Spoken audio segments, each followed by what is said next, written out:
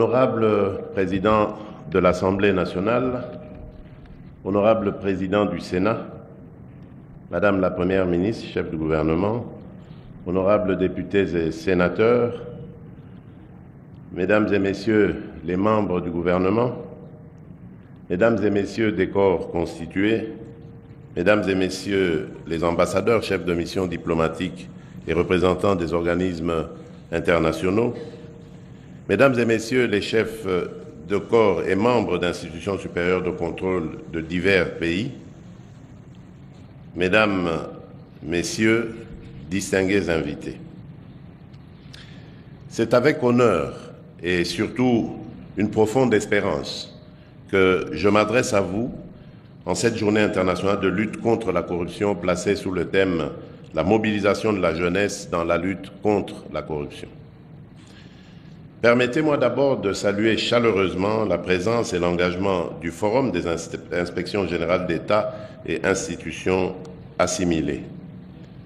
Votre travail patient, exigeant, parfois difficile, constitue un rempart essentiel contre ce fléau qui gangrène tant de sociétés et qui touche particulièrement, hélas, les pays en voie d'émergence comme le nôtre.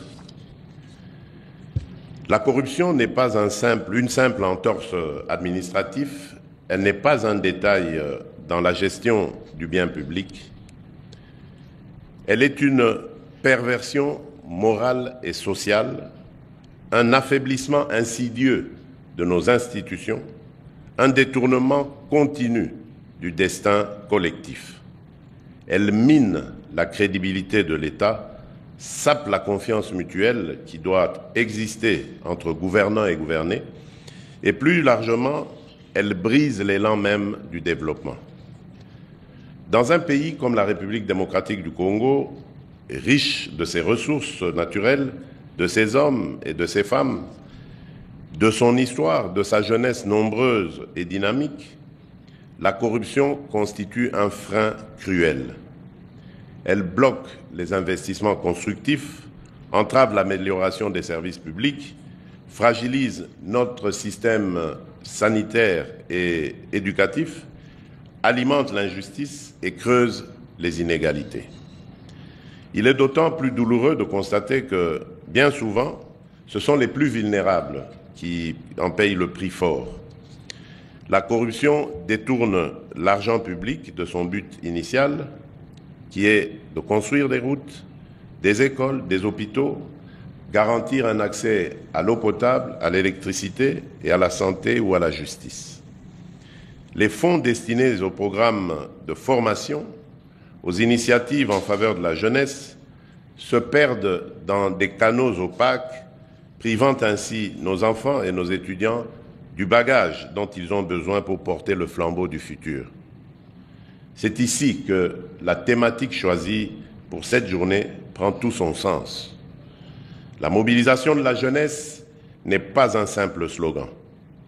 À l'instar du défunt Floribert Boinachui, martyr à 26 ans de l'honnêteté et de la probité absolue, notre jeunesse est la clé de voûte de notre lutte contre la corruption.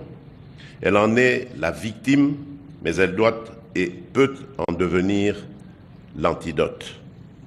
C'est à elle de faire le choix décisif, celui de l'intégrité, celui du bon combat. Les jeunes portent en eux l'énergie, la vigueur morale, le sens du bien commun et de la justice nécessaire pour transformer nos pratiques.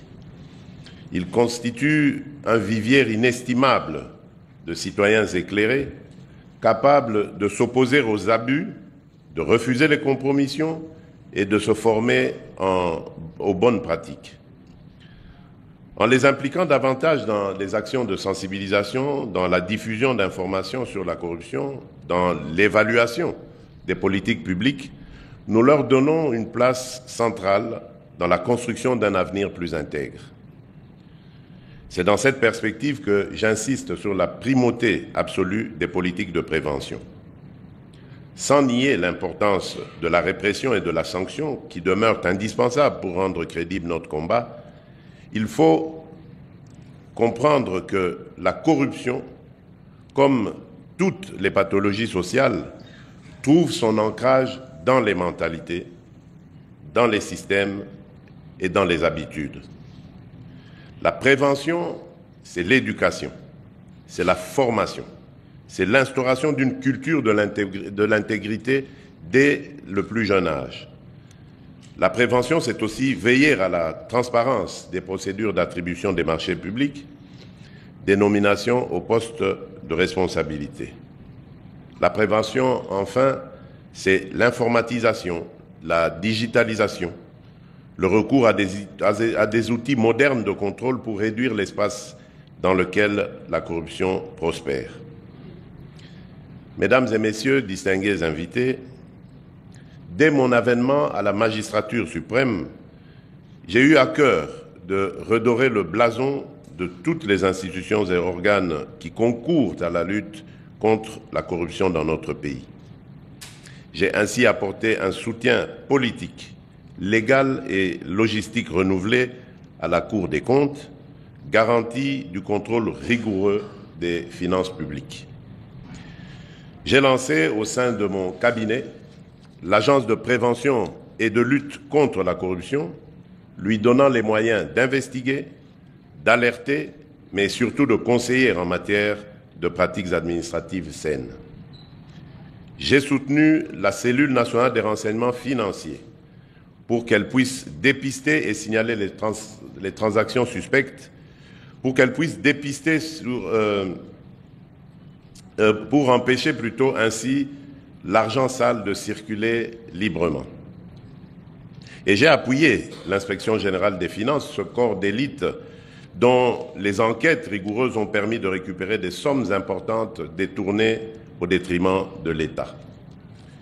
Je reconnais que des défis subsistent et que le chemin vers l'excellence est encore long. Néanmoins, des progrès significatifs ont été réalisés, notamment dans la rationalisation des dépenses publiques, dans la tenue des comptes de l'État, dans la rigueur des contrôles internes. Nous avons noté une collaboration entre les différents services, un esprit de concertation et d'échange d'informations qui réduit l'opacité et décourage la fraude. Le changement est un processus progressif qui exige du temps, mais nous avançons avec détermination. La corruption est un mal tenace qui s'adapte, qui cherche de nouvelles failles dès que nous en bouchons une. C'est un combat permanent, un travail de longue haleine qui exige abnégation, courage, persévérance, sens du devoir et dépassement de soi au service de l'intérêt collectif. C'est pourquoi, devant vous tous, je réitère mon appel, poursuivez, redoublez d'efforts et d'abnégation dans vos missions, ne baissez jamais la garde. La nation est reconnaissante de vos sacrifices, de votre ténacité. Vous portez, parfois au péril de votre propre sécurité, l'étendard de la probité dans l'administration. Je salue ici la contribution du Forum des inspections générales d'État et institutions assimilées qui, grâce aux échanges d'expériences, à la mutualisation de bonnes pratiques, rend notre action plus efficace et plus cohérente à l'échelle nationale et internationale. Pour soutenir votre travail, je continue d'œuvrer pour un environnement juridique et institutionnel plus stable, où la sécurité de l'emploi, l'indépendance des magistrats et la mise à disposition d'outils technologiques de pointe contribueront à rendre vos missions plus efficientes.